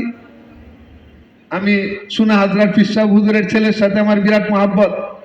নামাজ এক ওয়াক্তের নামেও খবর নাই, 2 নম্বরই কাম 1 নম্বরে করে। কথা কোন নাই, বুঝেন নাই কথা? 2 নম্বরই কাম 1 নম্বরে করে, এটা আগে করে গুনার কাজ, কিন্তু ভরসার মধ্যে 1 নম্বর। মগর সাহাবায়ে কেরাম সবসময় তারা আমলে মুবতালা ছিলেন। নামাজ, জিকির, তিলাওয়াত, আল্লাহর জিকির, দিন ধর্মের উপরে ওনাদের আমল ছিল। কোরআনে কারীমের সাথে এত উলফত আর মহব্বত ছিল, আল্লাহর জিকিরের মধ্যে তারা ব্যস্ত ছিলেন। নবীর সুন্নাত তারা কোনো ভর্জন করেন নাই, কিন্তু মনের মধ্যে একটু ব্যস্তম হয়ে যাইতেছে। এই ভয়ের কারণে ওনারা বলতেছেন নাফাকা হানজালা, হানজালা মুনাফিক হয়ে গেছে। আবু বকর বলতেছেন হাইরে আমারও তো দিলের ব্যতিক্রম অবস্থা, আমিও কি মুনাফিক হয়ে গেছি? দুইজন কিছুক্ষণ সময় কান্নাকাটি করলেন। মগর দুইজন কান্নাকাটি করলেন, হাইরে আমারও তো দিলের দুই অবস্থা, নবীর দরবারে থাকলে এক অবস্থা, আপনারা কি বলেন, বুঝেন? নবীর দরবার ছেড়ে চলে যাইলে পরে দিলের আরেক অবস্থা। তাহলে আমিও কি মুনাফিক হয়ে গেলাম কিনা? আবু বকর রাদিয়াল্লাহু তাআলা আনহু বললেন, ভাই এখানে কান্নাকাটি করলে কি লাভ হবে? চলেন না নবীর দরবারে যাই। মুশকিল কুশা আমাদের সমস্ত মুশকিলকে আসান করবে, সমস্ত সওয়ালের হল করে দিবে, সমস্ত ইশকালের জবাব দিবে আল্লাহ রাসূল সাল্লাল্লাহু আলাইহি ওয়াসাল্লাম। তিনি তো দুনিয়াতে আছেন, চলেন না নবীর দরবারে যাই। হযরতে হানজালা রাদিয়াল্লাহু তাআলা আনহুর কাছে প্রস্তাব দিলেন, ও ভাই চলেন নবীর দরবারে চলেন। তারা দুইজন রহমতে আলম সাল্লাল্লাহু আলাইহি ওয়াসাল্লামের দরবারে গেলেন। যাওয়ার পরে নবী বললেন, নবীর কাছে বললেন আবু বকর রাদিয়াল্লাহু তাআলা আনহু, জি ইয়া রাসূলুল্লাহ, ভাই হানজালা তো এই কথাগুলো বলছে। তখন নবী আলাইহিস সালাতু ওয়াস সালাম বললেন যে হ্যাঁ, আমার দরবারে থাকলে পরে তোমার ঈমান ইয়াকিন মজবুত হবে, এটাই স্বাভাবিক। এটা নবীর সুহবতের বরকত। বলেন কার সুহবতের বরকত? নবীর সুহবতের কি বরকত? হ্যাঁ, আমার দরবারে তোমরা যখন থাকবে আখিরাতের ইয়াকিন মজবুত থাকবে। একবারে জান্নাত যেমন ভাবে তোমরা দুই চোখে দেখলে যেরকম ইয়াকিন করো, আমার দরবারে থাকলে জান্নাতের ইয়াকিন এরকম মজবুত থাকবে। জাহান্নামকে দুই চোখে দেখলে যেরকম ভয় করো, আমার দরবারে থাকলে এরকম ইয়াকিন তোমাদের এইভাবে থাকবে, ইলমি ইয়াকিন থাকবে, মুশাহাদার ইলম তোমাদের থাকবে। কিন্তু আমার দরবার ছেড়ে যখন তোমরা দুনিয়ার কাজে ব্যস্ত হয়ে যাবে, কিছুটা কমতি আসবে, এটাই স্বাভাবিক। মানুষের দিলের অবস্থা এরকম হতেই পারে। কিন্তু আবু বকর ও হানজালা, তোমাদের কাজ কি? ওয়ালাকিন সাআতান ফাসাআ, সময় সময় তোমরা আমার দরবারে বসবে, সময় সময় আমার দরবারে বসবে, তাহলে তোমাদের ঈমান আর ইয়াকিন মজবুত থাকবে। তাহলে ভাইয়া দোস্ত বুজুর্গ, তাহলে নবীর এই বক্তব্য থেকে আমরা কি বুঝলাম? আজকে নবী নাই, ওয়ারাসাতুল আম্বিয়া উলামায়ে কেরামের দরবারে কুরআন এবং হাদিসের বয়ান শুনতে হবে, উলামায়ে কেরামের দরবারে দ্বীন ধর্মের কথা শুনতে হবে। আমি আপনাদের সামনে লম্বা চড়া কথা বলবো না, আয়াত তেলাওয়াত করছিলাম, বাল তুসিরুনাল হায়াতাদ দুনিয়া ওয়াল আখিরাতু খায়রুন ওয়া আবকা। আল্লাহ রাব্বুল আলামিন দুনিয়ার সব মানুষের একটা সমস্যার কথা উল্লেখ করেছেন। সব মানুষের একই সমস্যা, আলেমেরও জাহেলেরও, শিক্ষিত মানুষের, মূর্খ মানুষের, গ্রামের মানুষের, শহরের মানুষের, সব মানুষের একই সমস্যা। যে সমস্যার কারণে মানুষ নামাজের মধ্যে কমতি করে, হালাল হারামের মধ্যে তমিজ করে না, দ্বীন ধর্মের আমলের মধ্যে প্রমোশন হয় না, সেই মূল সমস্যাটা কি? আল্লাহ বলেন তোমাদের মৌলিক সমস্যা হলো দুনিয়ার জীবনকে তোমরা প্রাধান্য দিয়ে থাকো। কথা আমি বুঝাইতে পারি? দুনিয়ামুখী জীবন গঠন করার জন্য চেষ্টা করো। তুমি দুনিয়াতে যে আসলে, এই দুনিয়াটাকে তুমি এমন ভাবে মনে করবে যে এই দুনিয়াতে একটা সুন্দর বাড়ি বানাতে হবে, দুনিয়াতে সম্পদের পাহাড় গড়ে তুলতে হবে, দুনিয়াতে মাথা উঁচু করে দাঁড়াতে হবে, সুন্দর একটা বিবাহ করতে হবে, সুন্দর একটা গাড়ি লাগবে, সুন্দর গাড়ি, সুন্দর বাড়ি, সুন্দর নারী। দুনিয়ামুখী চিন্তা চেতনা নিয়ে তুমি পরকাল থেকে উদাসীন হইয়া শুধু দুনিয়া দুনিয়া দুনিয়া কেন্দ্রিক কাজ করবে, আখিরাতকে তুমি ভুলে যাবে। এটা হলো তোমার মৌলিক সমস্যা। এই ধরনের সমস্যা দুনিয়ার মানুষের মধ্যে আছে না নাই? আছে। বুঝে থাকলে বলুন, চুরে দেয় চুরি করে আল্লাহরে খুশি করার জন্য। কথা কন নাকি? আল্লাহরে খুশি করার জন্য, সুন্দর আখিরাত বানাবার জন্য। ডাকাতি করে সুন্দর আখিরাত বানাবার জন্য, মাস্তানি করে আখিরাত সুন্দর করার জন্য না, টাকার লোভে দুনিয়া। চুরি করে টাকার লোভে দুনিয়া। অর্থলোভীরা অবৈধভাবে মানুষের সম্পদকে আত্মসাৎ করে অর্থের লোভে দুনিয়া। বদকার গুনাহগার মা বোনদেরকে যারা ধর্ষণ করে নিজের দুনিয়ার স্বার্থ চরিতার্থ করার জন্যে, কুচাহিদা অর্জন করার জন্যে, কুচাহিদায় লিপ্ত হওয়ার জন্য, সে ভোগ করার জন্য সে দুনিয়া। এইভাবে দুনিয়াতে যতগুলা মানুষ আল্লাহ থেকে গাফেল হইয়া দ্বীন ধর্ম থেকে দূরে সরে আছে যারা, প্রত্যেকটা মানুষের মৌলিক সমস্যা একটাই।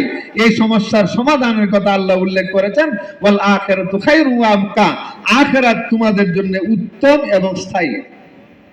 দুনিয়াটা অদম অস্থায়ী। বলেন দুনিয়াটা কি?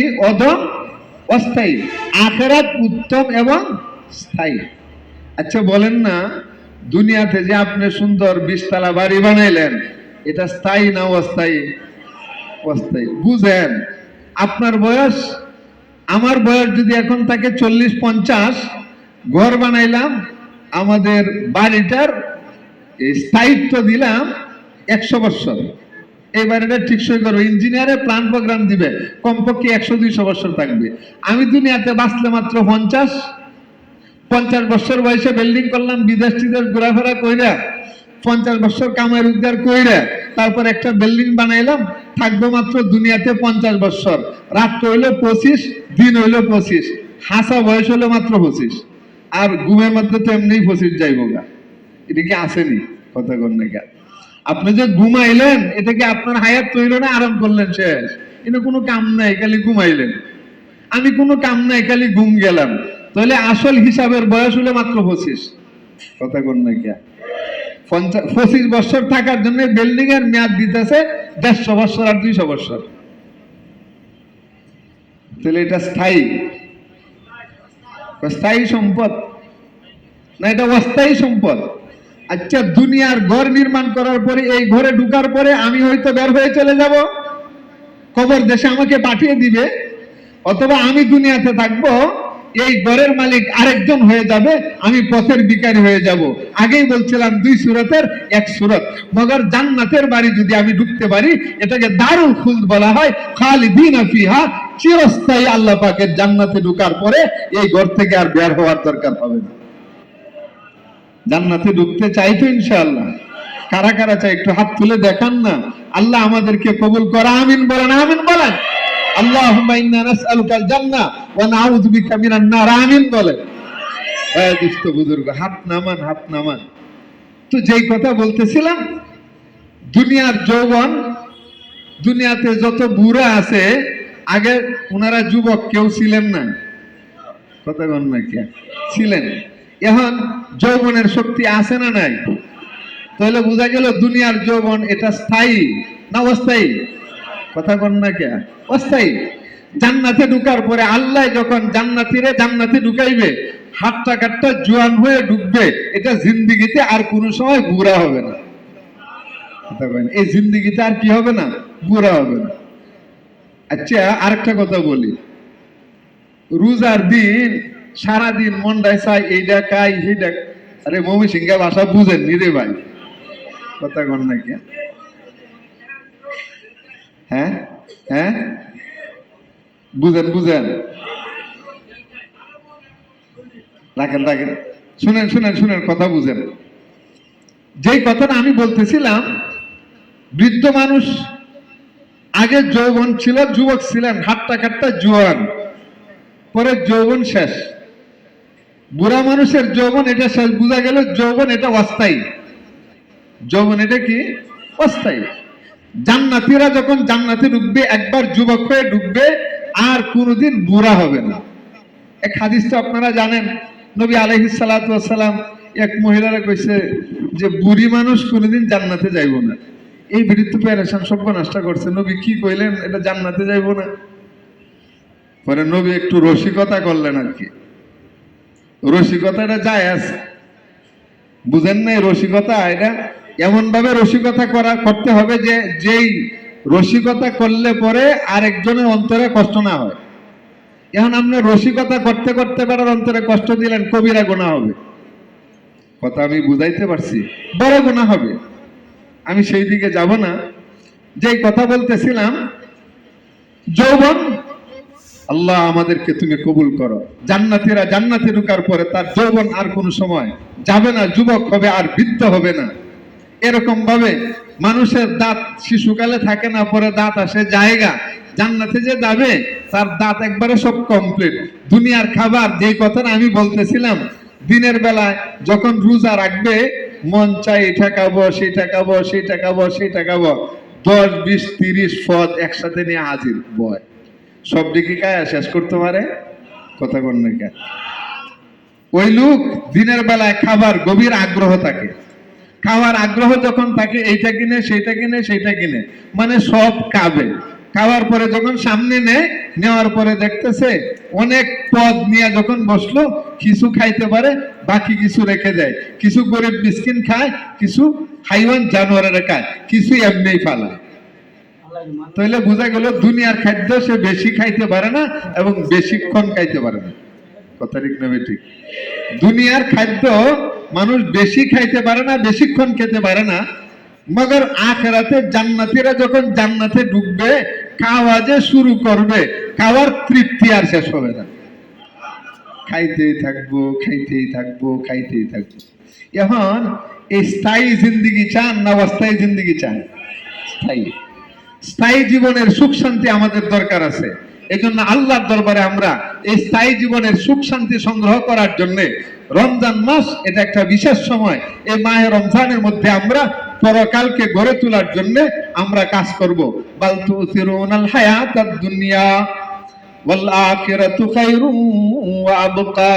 আল্লাহ বলেন বরং তোমরা দুনিয়ার জীবনকে প্রাধান্য দিয়ে থাকো। অথচ আল্লাহ বলেন, আরে আল্লাহর কথা সত্য না মিথ্যা? জুড়ে বলেন না, সত্য। আল্লাহর কথা সত্য যে আখিরাত এটা উত্তম এবং স্থায়ী, দুনিয়া অধম অস্থায়ী। দুনিয়া অধম অস্থায়ী, আখিরাত উত্তম এবং স্থায়ী। এই জন্য মেয়ের মুখতারাম ভাই, দুস্থ বুজুর্গ, আমরা আখিরাতমুখী জীবন গঠন করব, শুধু দুনিয়ামুখী জীবন গঠন করব না। আমরা দুনিয়াতে যদি কাজকর্ম করে এটা নাজায়েজ না, কিন্তু শর্ত হলো আখিরাতকে ব্যতি রেখে নয়। নমি গুয়াম কে আজ দুনিয়া জুদাবাস বাহার কারে কে বাসি বা খুদাবাস। আমি এই কথা আপনাকে বলি না, আমাদের শেখ চট্টগ্রাম হাটহাজারী মাদ্রাসার মহাপরিচালক আল্লামা শাহ আহমদ শফি রহমতুল্লাহ আলাই এই কবিতাটা তিনি একসময় বলছিলেন, যে কবি বলতেছেন যে আমি তোমাদেরকে এই কথা বলি না যে দুনিয়া ঘর ছেড়ে দাও, বাড়ি ছেড়ে দাও, গাড়ি ছেড়ে দাও, সবকিছু ছেড়ে একবারে আলাদা বৈরাগ্যতা অবলম্বন করে, এটা বলি না। আমাদের দেশের হিন্দু ঠাকুর বিবাহ শাদী করে না, এরে বৈরাগী কয়। আপনাদের দেশে কি বলে? বৈরাগী না? সংসার ত্যাগী, বৈরাগী, সংসার ত্যাগী। ইসলাম মানুষকে ঘর ছেড়ে দেওয়া, বাড়ি ছেড়ে দেওয়া, বিবাহ ছেড়ে দেওয়া, সবকিছু ছেড়ে দেওয়ার কথা ইসলাম বলে না। বিবাহ করবে, ব্যবসা বাণিজ্য করবে, সবকিছুই করবে, কিন্তু শর্ত হলো আল্লাহর হুকুম নবীর তরিকায় যদি করে ইবাদত হবে, আর মন গড়া তরিকায় যদি করে গুনাহ হবে। তরিকা হবে কার? নবীর। হুকুম হবে কার? আল্লাহর। তরিকা হবে কার? নবীর।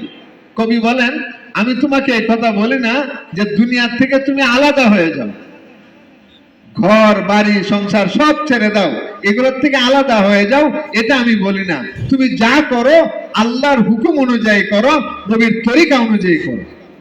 ফাইদা কুজিয়াতিস সালাতু ফান্তাশিরু ফিল আরদ ওয়াবতাগু মিন ফাদলিল্লাহ ওয়াযকুরুল্লাহা কাসীরান লাআল্লাকুম তুফলিহুন।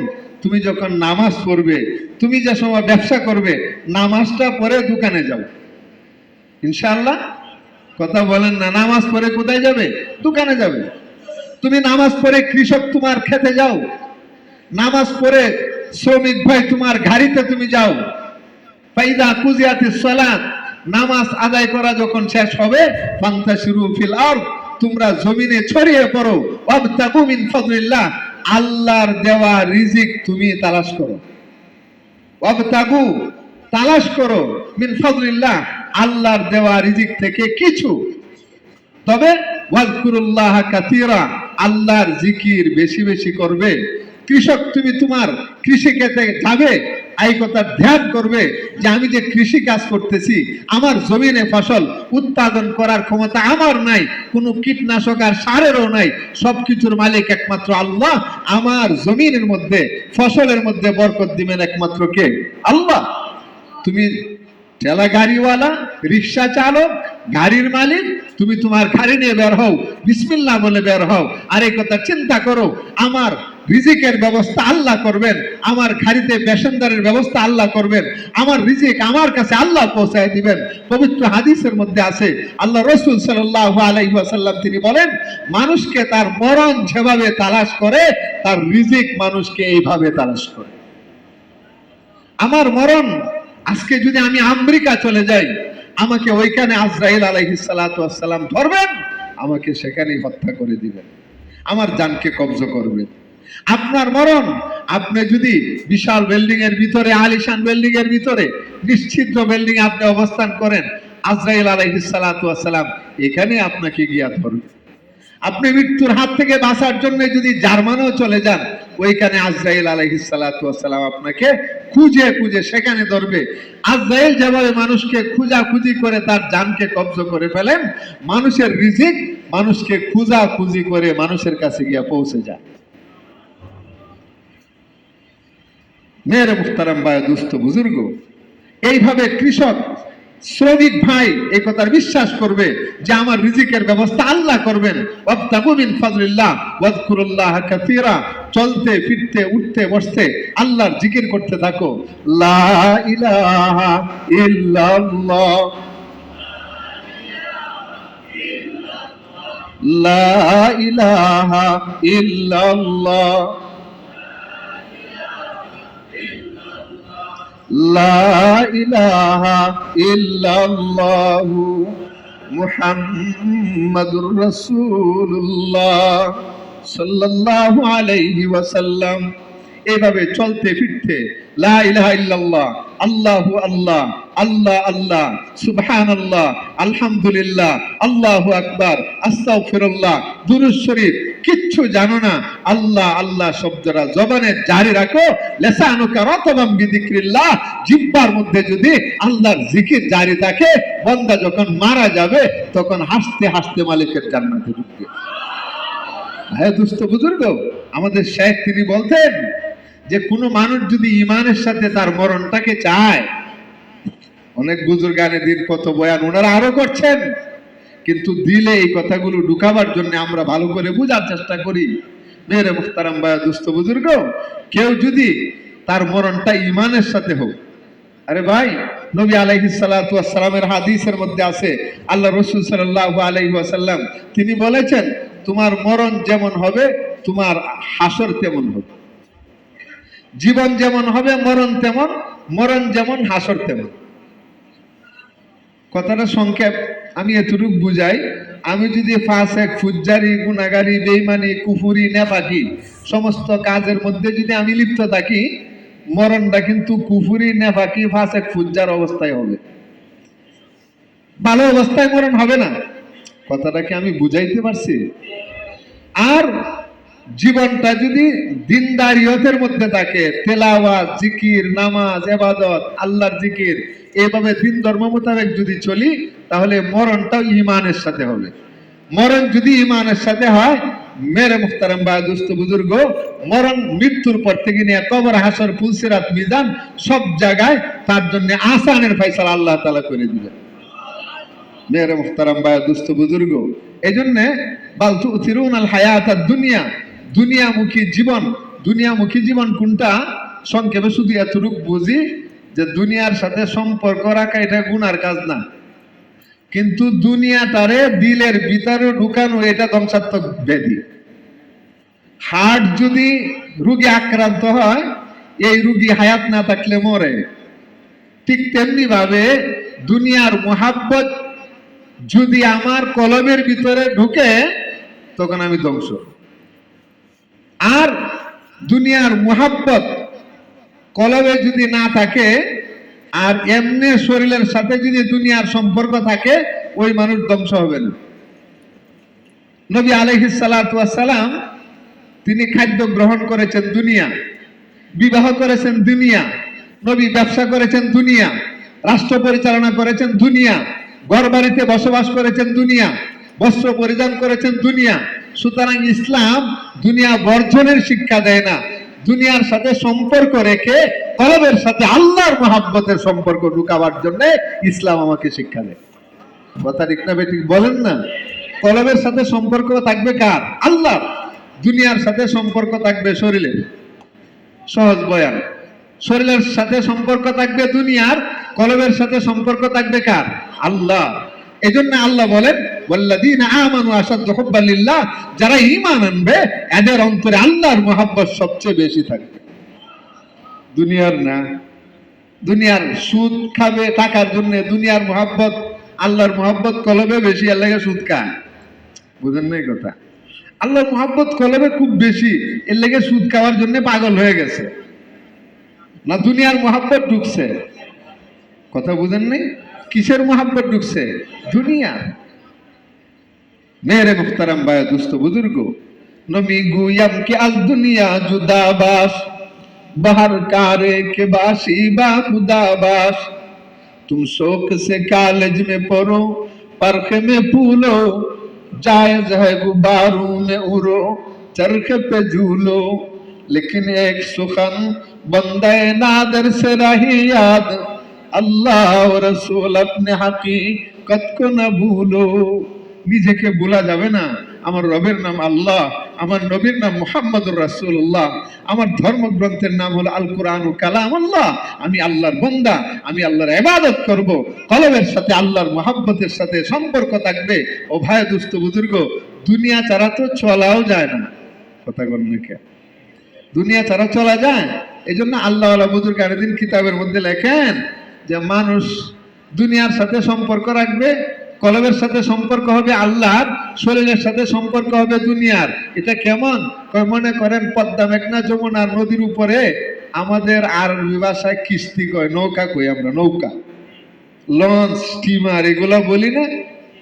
এখন লঞ্চ স্টিমারের বাহিরের অংশের সাথে থাকবে, পানির সাথে সম্পর্ক থাকবে। আচ্ছা, শুকনা নদীতে লঞ্চ চলে? কথা বলেন, নাকি পানি ভর্তি নদীতে লঞ্চ চলে? পানি ভর্তি লাগে। এই যে এরকম ভাবে আমার জীবনের নৌকা, এটাকে চলতে গেলে দুনিয়ার সম্পদের দরকার আছে, বস্ত্র বাসস্থানের দরকার আছে। কিন্তু সিস্টেমটা হলো কি, ওই লঞ্চ স্টিমারের সম্পর্ক যেরকম বাহ্যিক দেহের সাথে পানির সাথে রাখে, তার অন্তরে ভিতরে পানিকে জায়গা দেয় না, ঠিক তেমনি ভাবে আমার জীবনের নৌকা চালাবার জন্য এই বাহ্যিক দেহের সাথে দুনিয়ার সম্পর্ক থাকবে, আর কলবের মধ্যে আল্লাহর মহব্বতের সাথে সম্পর্ক থাকবে, ঈমানের সাথে থাকবে, ইয়াকিনের সাথে থাকবে, মুহাম্মদুর রাসূলুল্লাহর মহব্বতের সাথে থাকবে, দ্বীন ধর্মের প্রতিটা বিষয়ের মহব্বত আমার কলবের মধ্যে থাকবে ইনশাআল্লাহ। এজন্য আল্লাহর সাথে আমাদের যেন সম্পর্ক বেশি হয়। এখন বলতে পারেন যে হুজুর, আখিরাতে ইয়াকিন বাড়ার জন্য কি পন্থা? আখিরাতের কথা মুজাকারা করে, সহজ বয়ান। আপনারা কি ধ্যানের সাথে কথা শুনতেছেন? আখিরাতের আলোচনা, পর্যালোচনা, মুজাকারা যারা করে তাদের সুহবতে সময় বেশি দিব। আর যার কাছে গেলে শুধু ব্যবসা বাণিজ্য, টাকা পয়সা, দুনিয়া, এই সেই, শুধু খালি এই পাগলামি সাগলামির কথা খালি আমাকে বলে, আমার দিলটাকে আখিরাতের দিকে রুজু করে না, তাদের কাছে আমি বেশি বসবো না। মানে আখিরাতমুখী মানুষ যারা আছে তাদের দরবারে যদি আমি সময় দেই, মুজাকারা করি, এটা মসজিদের তালিমের হালকায় হতে পারে, ওয়াজ মাহফিলের হালকায় হতে পারে, আল্লাহ ওয়ালাদের সুহবতে গিয়ে নীরব বসে থাকবো। হ্যাঁ, অনেকক্ষণ আগে কইছিলাম, কিন্তু তারপরেও মিয়া আল্লাহ যে তোরারে কত আশি দিছে রে বাবা। মেরে মুখতারাম ভাই দুস্থ, খুব কথাগুলো বুঝেন। বুজুর্গানে দ্বীনের সোহবতে বেশি বেশি বসবো, আখিরাতের ইয়াকিন বাড়বে। পারবো ইনশাআল্লাহ। কোন জায়গায় পাবেন? দাওয়াতে তাবলীগের হালকার মধ্যে পাওয়া যায় বুজুর্গানে দ্বীন। আল্লাহ ওয়ালা বুজুর্গানে দ্বীনের দরবারে বায়াত আর মুরিদ হবার মাধ্যমে হওয়া যায়। বায়াত আর মুরিদ হলেন না আপনি, বস মুহাব্বতের সাথে, আত্তাহিয়াতুর সুরতে, আদবের সাথে ওনাদের কাছে গিয়ে বসবেন। পাকনামি দেখায়েন না। অনেকেই হুজুরদের কাছে গিয়ে পাকনামি দেখায়, মনে করে হুজুরেরা এগুলো সব বুঝে না। হ্যাঁ, যে কি পাকনামি দেখাইতেছে সব হুজুরেরা বুঝে, কিন্তু এরপরেও বুঝেও না বুঝার বান্ধবে। মেরে মুখতারাম ভাই দুস্থ বুজুর্গ, এইভাবে সুহবতের মাধ্যমে আখিরাতমুখী জীবন গঠন করা এবং এই দুনিয়াটা যে অস্থায়ী চলে যেতে হবে, এই কথার বারবার মুজাকারা করা, মৌতের মুরাকাবা করা, মৌতের কথা ধ্যান করা। সকালে বিকালে একটু মাথাটা নিচু করে একটু ধ্যান করি, আমি মুর্দা লাশ, আমি মারা গেছি। আমাকে মাথার থেকে নিয়ে পায়ের পাতা পর্যন্ত একটা চাদর দিয়ে ডাইকা দিচ্ছে। কিছুক্ষণ পরে আমাকে গোসল দেওয়া শুরু করছে। আমাকে আমাকে আজকে তো আমরা চিন্তা করি অন্যের বিষয় নিয়ে, মৌতের মুরাকাবা করি, ধ্যান করি যে আমাকে শুয়ায় দিছে, আমি মারা গেছি, আজরাইল আমার জানকে কব্জ করে ফেলছে। মাথার চুল থেকে নিয়ে পায়ের পাতা পর্যন্ত ডাইকা দিছে। কিছুক্ষণ পরে আগরবাতি জ্বালাইছে সুগ্রাণ দেওয়ার জন্যে। কিছুক্ষণ পরে আমাকে গোসল দিতেছে। ডান দিকে কাত করে বাম দিকে কাত করে সবাই আমার দৃশ্য দেখে আই তামাশা গাহে আলম রুয়ে তো কুজা বাহারে তামাশা মিরবি। দুনিয়ার মানুষ আমার তামাশা দেখে, কিন্তু আমি দুনিয়ার কোনো জিনিস তো দেখিও না, বুঝিও না। আমাকে শুয়ায় দিছে, আমাকে গোসল করাইতেছে, ডান কাত করে বাম দিকে কাত করতেছে। দুনিয়ার সব মানুষ আমার দৃশ্য দেখে, কিন্তু আমি কারো কোনো অবস্থা দেখিও না, জানিও না। আমার গোসল দেওয়া শেষ, কাফনের 3টা কাপড় পরিধান করে কাটিয়ার উপরে শুয়ায় দিছে। আমার জানাজা পড়াবার জন্য ইমাম সাহেব ধারায় গেছে। 4 তাকবীরের সাথে ফরজে কিফায়া জানাজার নামাজ ইমামের পিছনে পড়িতেছি, আল্লাহু আকবার, নিয়ত বইলা দেয়। আমি কিছুই বলতে পারি না। দুনিয়ার সব মানুষ আমার লাশকে এক নজর দেখার জন্য আসতেছে। সবাই চোখের পানি জর্জর করে ছাড়ে। ভাই বেড়াদের আত্মীয় স্বজনেরা কান্দে, আমার বিবি সাহেব আমার জন্য কাঁদে। আরে আজকে আমার মাথার উপর থেকে আল্লাহ তুমি আমার ছায়াটা সরাইয়া দিলাম। আমার মনের দুঃখ বেদনার কথা আজকের থেকে আমি কার কাছে বলবো? আই তামাশা গাহে আলম রুয়ে আই তামাশা গাহে আলম রুয়ে তো কুজা বারে তামাশা মিরবি। দুনিয়ার সব মানুষ তোমার তামাশা দেখার জন্য আসে, তুমি দুনিয়াবাসীর তামাশা দেখার জন্য কোন জায়গায় যাও? কোন জায়গায় তুমি যাও? কাফনের কাপড় পরাইয়া খাটিয়ার উপরে শুয়ায় দিছে।